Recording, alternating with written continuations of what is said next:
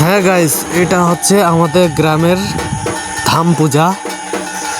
আশা করি আপনারা সবাই জানেন এবং চেনেন। গ্রামের ধাম পূজা এরকম হয়ে থাকে। আমাদের দেবতারা সবারে বাড়ি বাড়ি যায়, এভাবে ভালো মন্দ জানিয়ে আসে।